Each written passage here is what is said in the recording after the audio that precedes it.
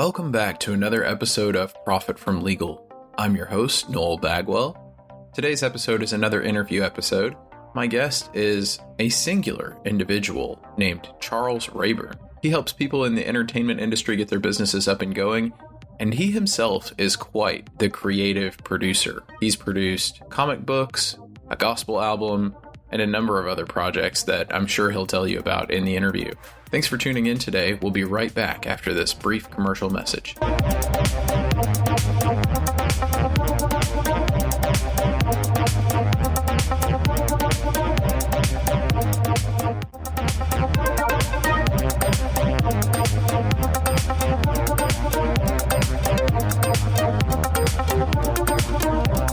Welcome back to another episode of Profit from Legal. This is Noel Bagwell, your host, and I have another wonderful interview to present for you today.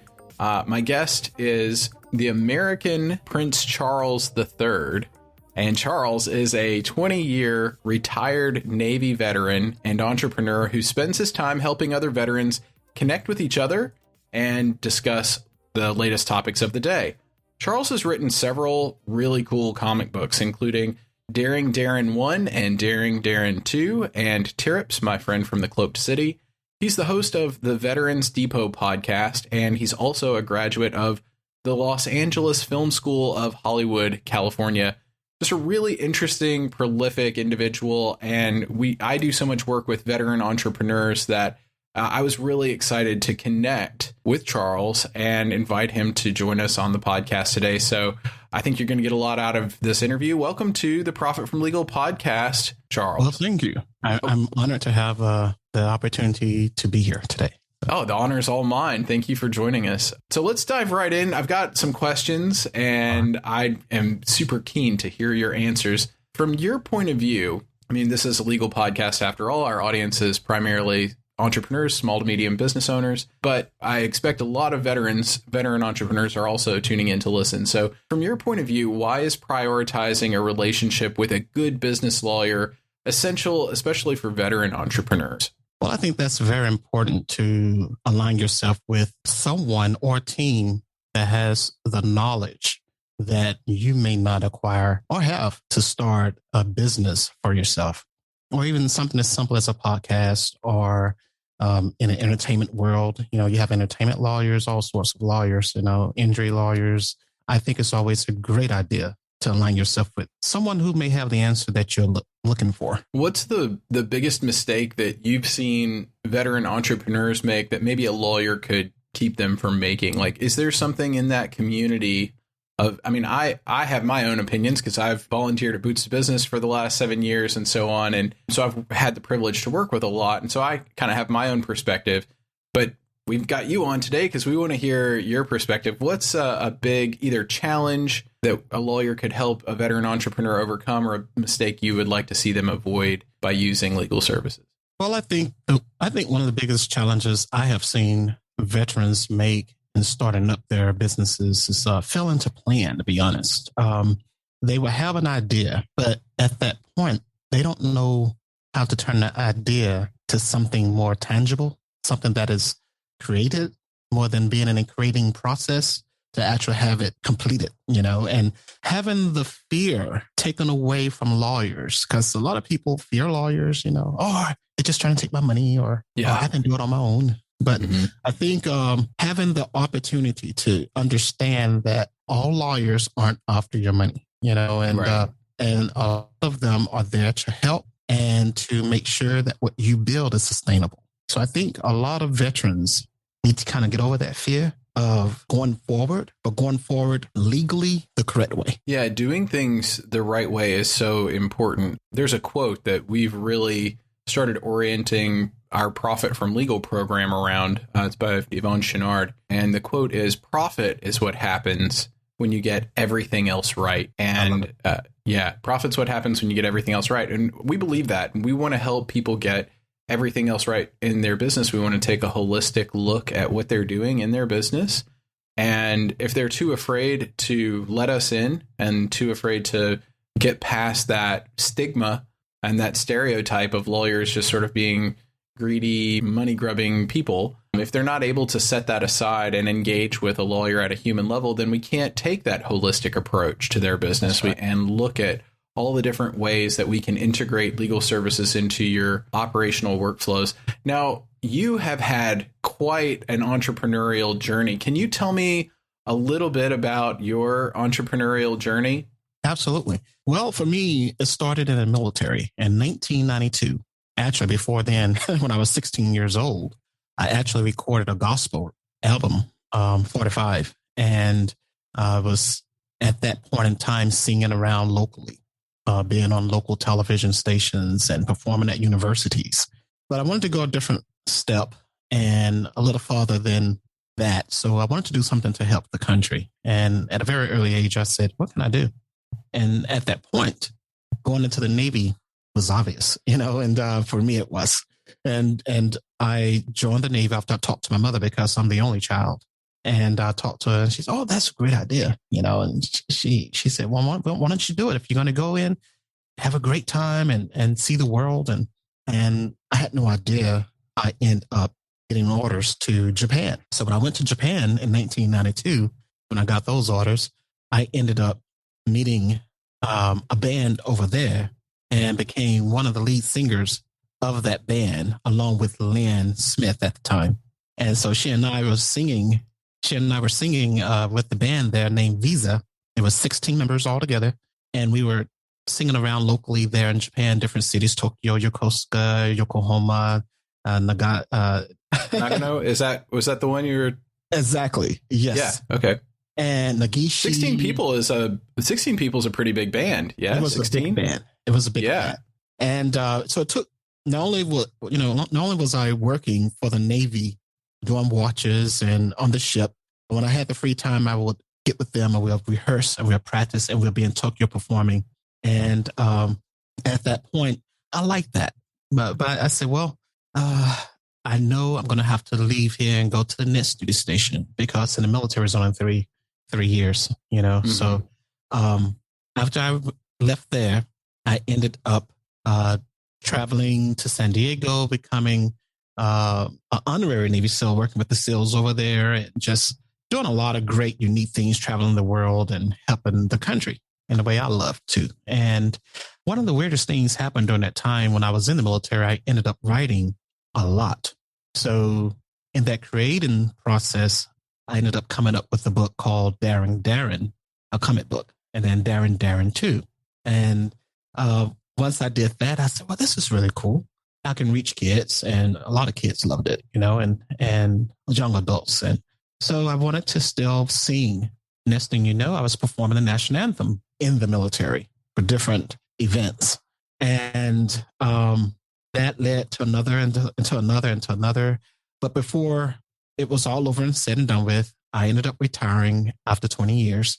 And I went, instead of going home and just kicking your feet up like most people think of retirement, I ended up going to Los Angeles Film School because I'm originally from Mississippi. So instead of coming back home to Mississippi, I went to the Los Angeles Film School out in Hollywood and ended up becoming a movie director, producer, a cinematographer, doing all the great things that a good filmmaker would do. I got trained to do it professionally.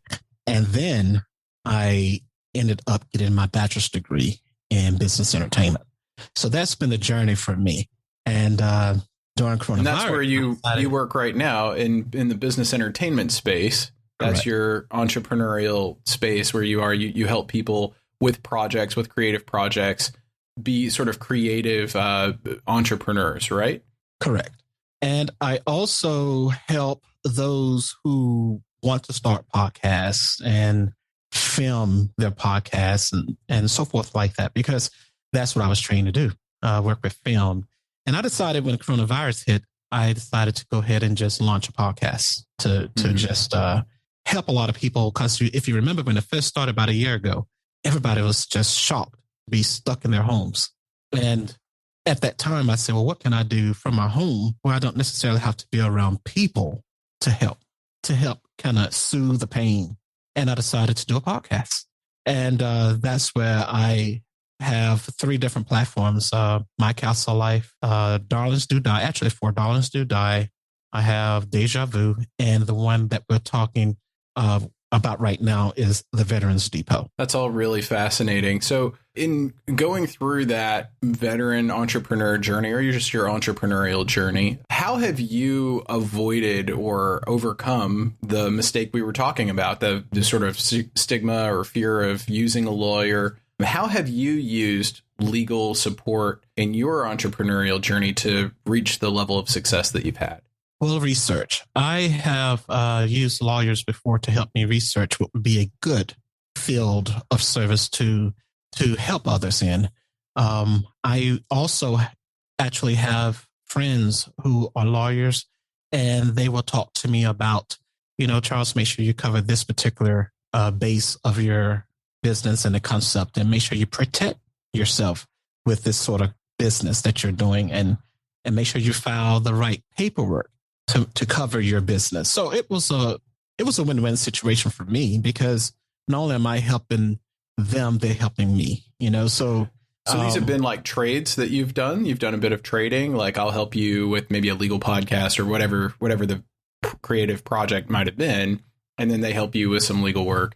Exactly. Or like one of my friends, he was a lawyer, and he asked me, okay, well, if I do this for you, can you help me film this when it's time?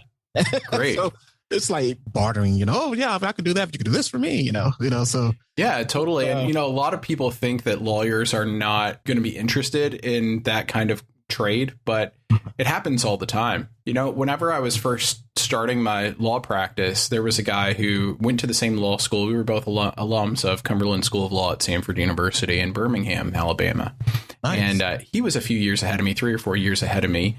And I had a mutual acquaintance who heard about what I was thinking about starting executive legal professionals, a preventive law firm for small businesses, small to medium sized businesses. And they said, oh, you've got to go and talk to this gentleman. And they said, do you know him? And I said, no, he was a few years ahead of me, and I had never met him. They said, oh, well, he's been doing something like that. You've got to talk to him. And I did. We had a really nice couple hours chat over coffee and everything. And one of the things I remember out of that conversation was his advice about bartering and trades. And he said, anytime you're ever doing a trade, if someone says, well, you trade this for legal services, he says, define the price point. So if it's $15,000 worth of legal service, for example, then what are they giving you that you will agree is also worth $15,000? And then you should trade checks. Like, you actually should write them a check for $15,000 for whatever service they're delivering to you. And they should write you a check for $15,000 for the service the legal service you're delivering to them. And then you should both deposit those checks on the same day at the bank, and they'll cancel each other out. Wow. And so, so I'm paying you for your service. You're paying me for the service. And that does create a taxable event. But, legal services are a tax deductible business expense if they are, in fact, business expense. And so that advice has really stuck with me all these years. And I've done that on a number of occasions. People ought to know that, number one, your lawyer typically will be receptive to trades if you have something that the lawyer values highly to offer, goods or services. But there is also, beyond knowing that and being able to negotiate for that, there's a way to structure that transaction with the lawyer that's ideal as well, sort of a best practice.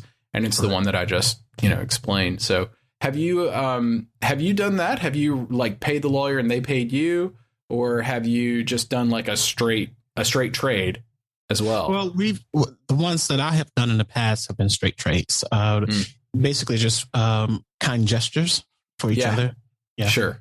Yeah. Like gifts. I mean, that's another way to do it. It requires a higher degree of trust. But if you actually aren't really tight friends with the other person, if it's just a lawyer that you met at a networking event or something, you may want to go ahead and deposit the checks. And have that arm's length business relationship and the documentation and so on that goes along with that too. It's so good, because if the lawyer doesn't deliver services, I mean, that's something that you've paid them for. That's correct. Literally paid them for. Yeah. In the military, we have a use of lawyers as well. When I was active duty, lawyer services were right there to help us. And so I definitely used that many, many times, from something as simple as getting advice when I had a parking ticket that I felt was, not justified because the sign was covered by a tree, Right. which I got excused, by the way, or Awesome. to power of attorney, something like that. So attorneys can help in so many different ways and variety of ways that, all the time you may not think about it right away, but it's just so many transactions we do daily in our lives that attorneys are paramount to have on your team. We've mentioned that you're a very creative guy, some of your creative endeavors and projects, which I think are just super exciting. I actually haven't read any of the comic books yet, but I'm really interested to read My Friend from the Cloaked City. Yes. So I want to pick up one of those and get into it. And that's super cool. But, a lot of entrepreneurs are creative people. What unique challenges? I mean, I asked you about sort of veteran entrepreneurs, but you have a foot in two camps. So you're both the veteran entrepreneur and a creative entrepreneur. What unique challenges would you say creative entrepreneurs face that a lawyer might be able to help them out with? I think, wow, that's a big question. But if I were to sum it down a little bit, sure, yeah, having a plan and executing that plan, because you can have the will to get from point A to point B, but to get there, you're going to have to maybe go up a mountain, down a valley, around a curve, over a bridge, and back up a mountain. And right where you're at the lowest point, and even sometimes the highest point, you may need that guidance or that particular instruction that'll help you over the top. People do tend to think tactically, right? Tactics is doing what you can with what you have. It's very present. It's very in the moment. People tend to think tactically, but that tactics are great, and you should think tactically, but that's short term.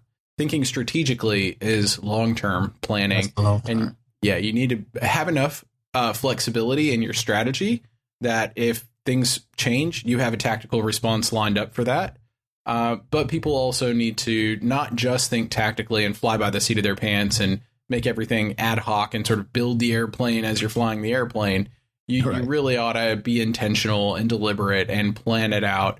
And I always tell people, when you're starting out a new business, your initial business plan needs to be really detailed for the first year, and then slightly less detailed for year two, and maybe a little more aspirational for year three. And you keep that plan updated as you go. And people ask me too, when is the best time to involve a lawyer in all of that planning if you're doing the planning? And I say, day one, right out of the gate, let the lawyer tell you what you reasonably ought to expect to have to pay for legal support in year one, year two, year three, based on your projections, your revenue projections, and all of that. Let the lawyer give you legal support cost projections that you can put into the business plan. And if you plan to have to pay for legal services in advance and you budget for that, then it won't be such a pinch. Trying to pay for an unplanned expense is really, really hard. But paying for expenses that you could see coming is much less difficult, and it's more likely you'll actually use the legal services and have a better outcome. And it's less a shock to you. Absolutely. When you know what's coming. You're like, okay, I can budget that in, like you just said. And I think it's important because a lot of people that I have talked to in the past, they're not as keen, I guess, were to jump and opt in for an attorney. And I say, well, it could help you save some money, actually, because you may not realize that this is here you can do versus that you're going to do. And that what they're asking you to do or telling you to do can actually save you maybe $1,500 or $500. Any money saved is money earned, So, a penny saved is a penny earned. Yes, I love the idea of even if sometimes I think I know the answer, I'll pick up the phone and call a friend. And now I have you, someone to call you too. That's right. The reassurance of having that expert insight and knowing that you can move forward with confidence. Because someone who's had experience in that arena and who has some expertise in that arena has weighed in and said, yeah, you're headed in the right direction. Well, my last big question for you, and I may have a little follow up here, I don't know, but my last big question is, when you're faced with a new problem that you need to solve or a new business relationship opportunity, is calling your lawyer one of the first things on your to-do list? your relevant to-do list Yes. right now? Oh, really?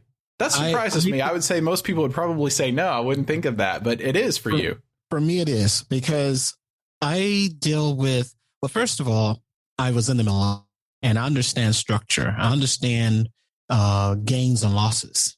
Mm-hmm. I worked in the administration department in the military. Mm-hmm. So I understand having the paperwork right versus doing the paperwork that you thought, quote unquote, you did right. And it comes back to bite you in the butt, you know? Yeah. So I've always believed and have been trained to do it right the first time, and you're not going to have to worry about it the second time around. Measure twice, cut once, right? The old carpentry adage, measure twice, cut once. I love that. There you go. Or cheap shoes are the most expensive, right? So I've never heard that, but I love that. Cheap shoes are the most expensive. Looking great until sole falls off. You got to go buy another pair. Well, if you just bought that first pair that cost you quite a bit in the beginning, you didn't have to worry about it. Mm-hmm. So I have always thought of doing business and transactions the right way the first time around. Now, do any of us make mistakes? Of course we do, but we do our best to minimize the loss and damage, on the mistakes. So I think the best thing to do is get someone who's trained in it or who knows a little bit more about that than say I do, Yeah. And I think that's why I go to lawyers first and on certain things.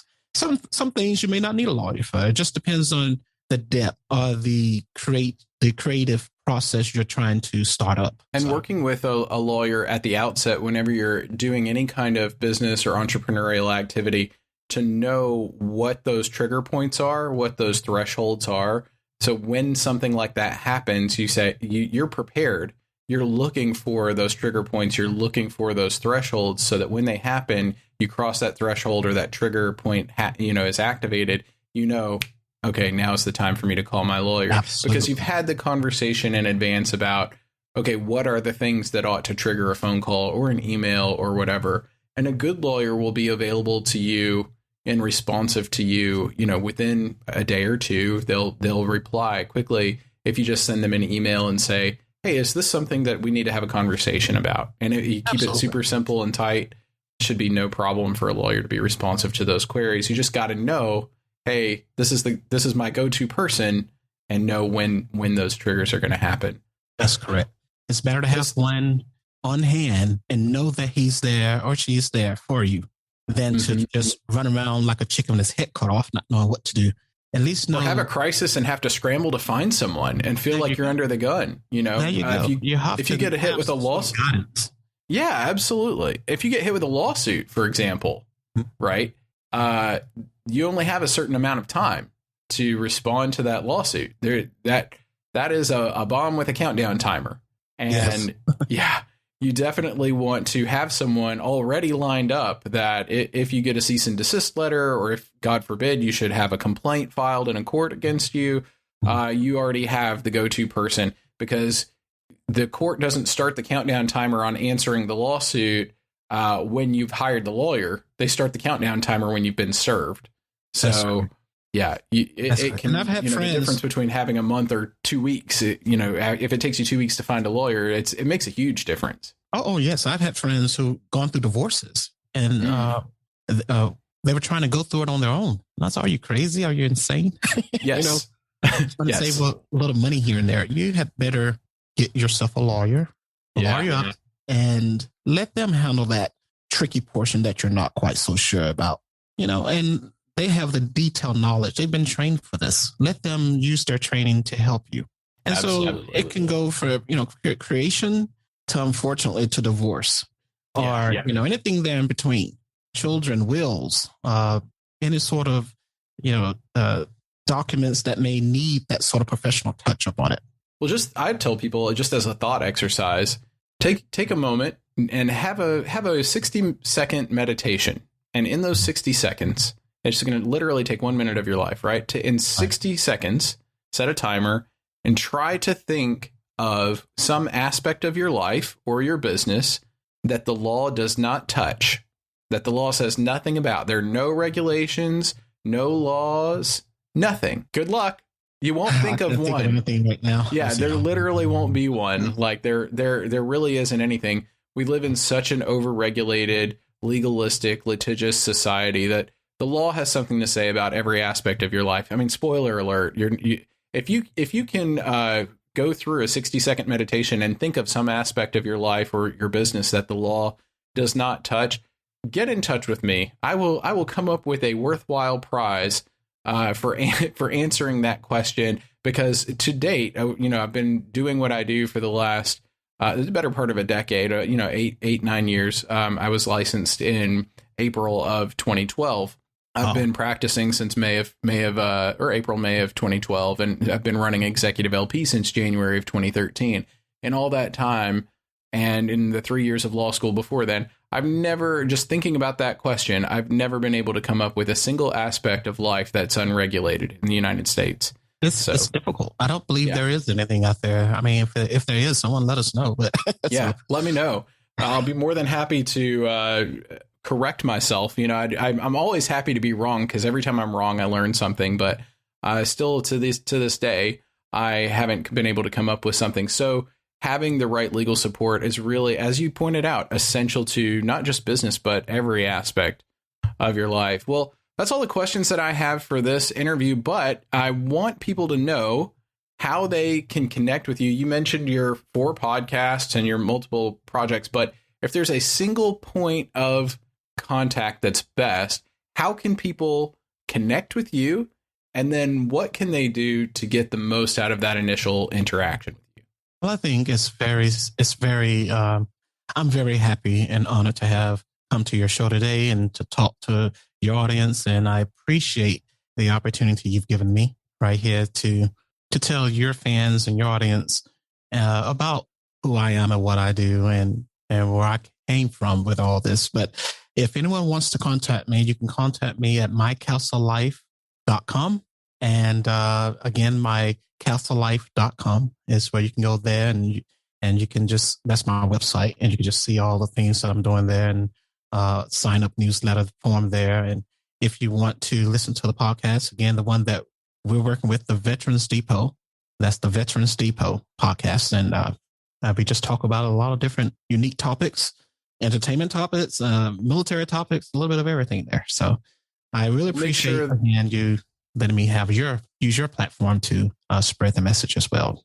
Oh, the honor and the pleasure is all mine. We'll make sure links to all those things are in the show notes, the episode description for this episode of the Profit from Legal podcast. So click on those, go to the show notes in the description, go to mycastlelife.com and connect with Charles, and listen to the Veterans Depot podcast. Subscribe to that however you listen to podcasts. And hopefully we'll find more ways to collaborate with Charles in the future. And this won't be the last you hear of him. Certainly Absolutely. He's a great, entertaining guy to connect with. So we appreciate you coming on the Profit from Legal podcast. Well, thank you for having me. And you guys out there in podcast land, be safe. And until next time, thank you. Wonderful. Well, that's all for this episode of the Profit from Legal podcast. Please subscribe to the podcast and share it with your friends. And we will catch you in the next engaging episode of the Profit from Legal podcast.